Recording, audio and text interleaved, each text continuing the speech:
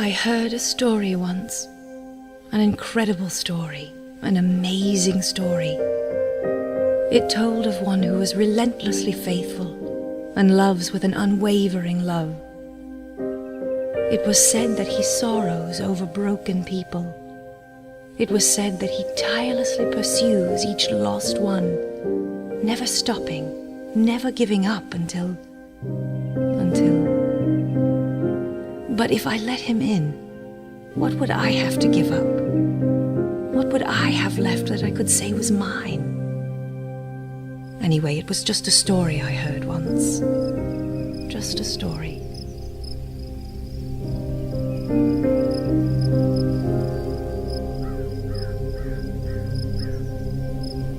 But if it was only a story, why did thoughts of him trouble my dreams?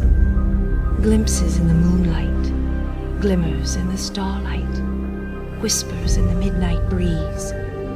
Gradually the whispers became a sound, perceptible only late at night, when all the world was silent and asleep, except for me and my pounding heart, and the distant sound coming closer. Soon I could hear it by day as well, stronger, constant, unhurrying, and now I could tell what it was, the beat of footsteps. Footsteps down the street, footsteps on the sidewalk, footsteps outside the door. He was coming, the one I had heard about, coming for me. And so I fled. I chose the surest methods and swiftest means. I traveled down endless miles looking for escape. I fled. I sought refuge in forbidden pleasures and tried to drown out the footsteps beneath the clamor of the train. The train catered to my every desire. Images sped past, a kaleidoscope of all I hungered for, tantalizing me with more to want and guaranteeing unceasing ecstasy. But the more each stop promised, the greater the letdown, and the louder my cravings became. And beneath the noise, I could always hear the steady pace, the unhurrying chase, the footsteps coming nearer. Despite the train's assurances, feelings of contentment were faint and fleeting and increasingly rare. The more I fed my desires, the more they consumed me. Each declared it was worth any price, and the cost was everything I had. On and on I fled, on and on his relentless pursuit. I sensed his devotion to me was great, but I feared its power. I was afraid if I opened my heart, he would rush in and I would be allowed nothing of my own. So I turned from every urge to look his way and hid my face, hoping he would not notice me, just an insignificant passenger on the train. Then, beneath the constant din, I heard a different sound. A soft, seductive voice, soothing as a caress and calling my name. I could not keep from listening. What did I need? Friends? Self-confidence? Approval? Popularity? The voice promised everything, all this and more, if only I would listen, if only I would come to the voice. As the train approached the ultimate stop, I searched the station for any sign of him who had followed so persistently. I stood on the silent platform and listened carefully. Perhaps he was pursuing someone else. Then I ran toward the beautiful voice, lured on with enticing words and the promise it could provide everything I lacked. On I hurried, hoping I was safe. But wait, what was that? Over there. There! I paused only for an instant. He looked deep into my eyes, and I into his, and I knew what he wanted. Me. No! I shouted, and fled even faster. The nearer I got to the voice, the harder it became to resist. In words that were no longer soft or sweet, I was no longer called, but commanded. Come inside. Find what you need in me. The doors opened, and I entered. Behind me, the doors closed. But what was this? There were no strong arms to provide anything. It had all been a facade, all just a devious mask. I had run to empty promises of happiness.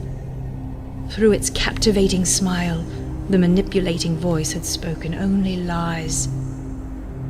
Inside I was alone, disillusioned and filled with anguish. The voice was just a machine. And once the machine was finished with someone, all that was left were the ruins of what you had been. Confused and overwhelmed, I fell to my knees. All I had tried had been a waste of time, of energy, of hope. Nothing I had fled to had ever provided the comfort I had sought. My strength was gone. All that remained were broken pieces and shattered dreams. Now that I could see the machine for what it was, the voice no longer tempted me. It had no love to give. Its assurances were deceit. Slowly, gradually, a resolve began to grow within me. Slowly, gradually, I began to build a shelter. No longer would I look to the pleasures of the train, nor would I listen to the promises of the voice. I would work to help others, those who were broken and left in torment in this devastated place. This would be my shelter. Through work and kindness, I would find relief. I would forge contentment with my own hands and earn significance by doing good. Though my toil eased some of my emptiness, there was still a void, an aching for more that never left. Then, one night sleeping in my shelter, I awoke to a sound I'd heard long ago. The sound of footsteps bounding across the dry earth. Footsteps coming for me. With nowhere to run, I stepped out, resolved to face him. And he was there. "Leave me be!" I screamed, and desperate to make him go away, I picked up a heavy stone and hurled it. As the stone pierced his flesh, I heard a gasp from heaven.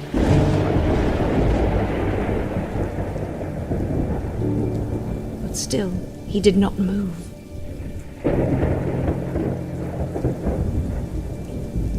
In his eyes, I saw only forgiveness and acceptance, as if he had stood there before. I fled back into my shelter, the only place left to escape. I hated him for interfering. I hated myself for the hurt I had caused him. In the darkness of my despair, I lost faith in ever finding happiness. I must stop thinking about him, how he had never stopped seeking me, how he was outside waiting for me. I would not yield to the great pursuer. I must stop thinking about the truth I now knew. He had always watched over me. He was still watching now. I turned at last to the final escape, the final flight to complete oblivion. No more dawns, no more struggles, no more thinking. I would sleep, sleep, sleep, and wake no more.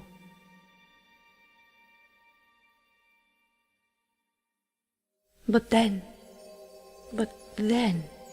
in utter desolation, like a gentle breeze that washed over and around me, I felt the tenderness of his presence. I had no fight left, so I finally listened. Which of those you fled to loved you?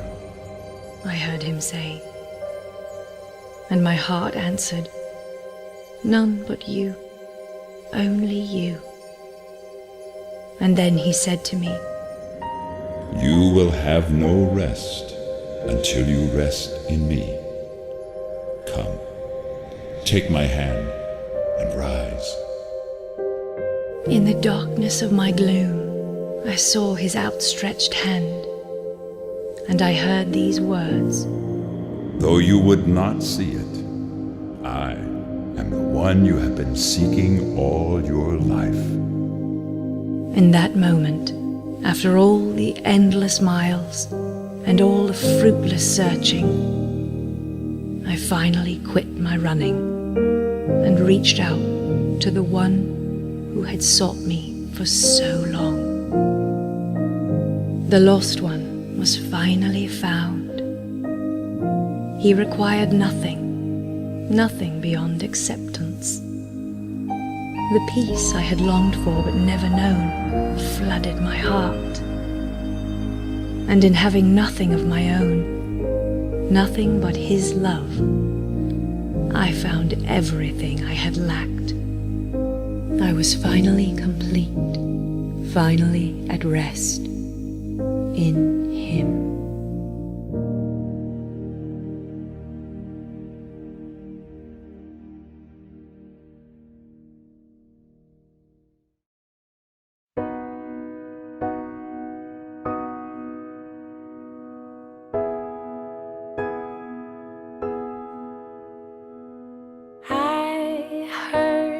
Story, an amazing story.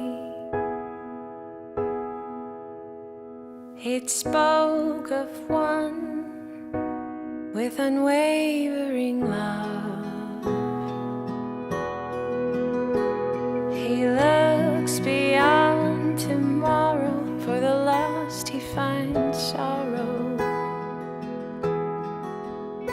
Pursues those who need love, and he never gives up. But it was just a story I only heard once. If it was just a story, then why does he trouble my dreams? I could hear his footsteps, he was coming for me. Another voice so seductive kept calling my name, said I'll give you what you need, just coming from the rain. The door opened and I answered to a captivating smile, but the voice inside was empty and it only told lies.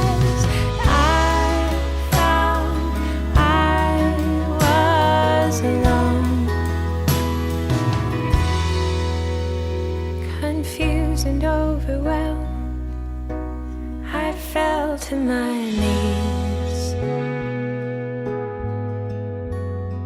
And all that remained were broken pieces and shattered dreams.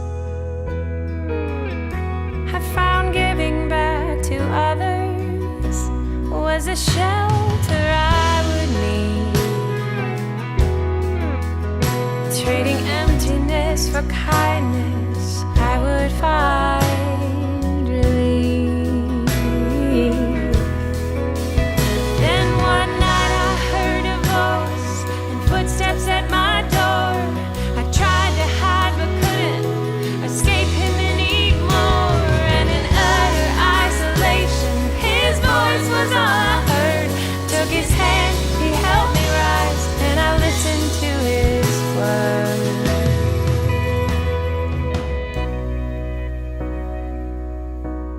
I fell to my knees. I finally see in you I'm complete.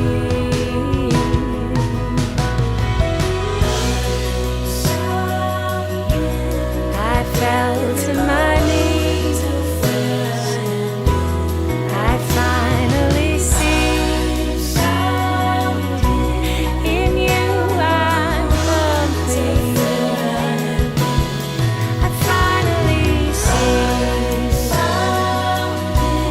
I